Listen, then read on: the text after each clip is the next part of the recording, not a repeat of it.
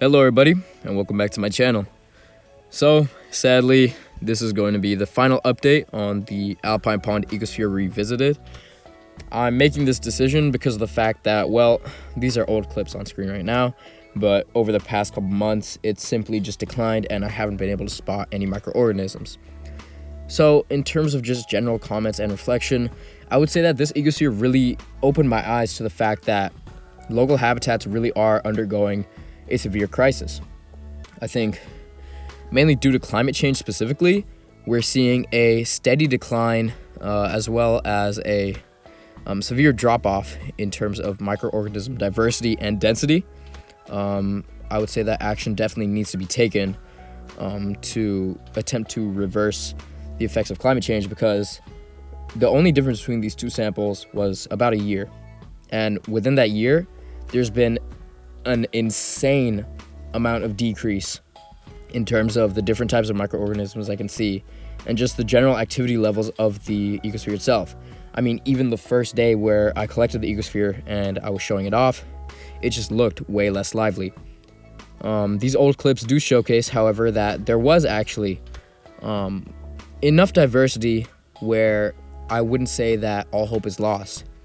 I didn't show these clips in some of the prior updates because I was just collecting the most, important ones for this video. But from these clips, you can see that there were really tiny parasites, some really small, almost crustacean-looking creatures, insect-like, hard to identify, but there was quite a bit of diversity, actually, other than the didoniums, at some point. However, these creatures were only seen, I think, once, and then, boom, they just disappeared very suddenly. They weren't able to actually survive in the habitat, and I feel as though in the first Alpine Pond ecosphere, there was so much diversity. They were interacting with one another very frequently, and overall, the only reason that first sample died off was because of algae and because I myself exposed it to too much light, allowing for that overgrowth. For this ecosphere, I made sure to learn from that. In the end, the algae did still overgrow, but before that even occurred, there was a sudden decline in just the amount of microorganisms present. And I think this serves as a microcosm and a major warning for us. And we need to really look at the bigger picture here and understand that if we do not take action on a large scale to address these problems, I don't think we'll be able to kind of revert the effects of climate change. I mean, even here, the microorganisms that are present, they're definitely less active and less large than the ones I found in the Alpine Pond ecosphere. I mean, there were snails in that first ecosphere as well. And it's just kind of saddening to see such a major decline and drop-off. And I'm planning to also collect ecospheres from the Stevens Creek Reservoir once again. And I also collected one from Half Moon Bay. And I feel as though those ecospheres will also indicate that there's just been, a drop-off in the survivability and habitability of local ecosystems, and that has all come as a result of climate change.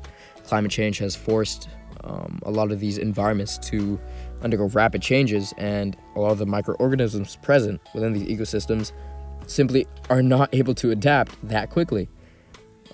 They're not made to be in really high temperature waters. Even a change by a couple degrees can severely derail an entire ecosystem, as seen with these samples, because the entire composition and makeup of the ecosystem and ecosphere has been changed within only a year. So I think overall this project has definitely been one of the most meaningful to me, because it reflected back on the first ecosphere I made, and I feel like I learned quite a lot from there, not only in editing and cinematography, but also just observations in general. I feel like it's been a learning experience, and hopefully it inspires a lot of you guys also out there to make your own videos. And I'll be sure to make more videos, of course. The rest of this will just be more shots. As you can see, there's a didonium on screen. There's also some cool just residue that I've been finding. So yeah, I would say this ecosphere did definitely show me some really cool things. It definitely did still have some diversity, but it also definitely is a major warning for us to kind of look back at the bigger picture and address the climate crisis going on right now.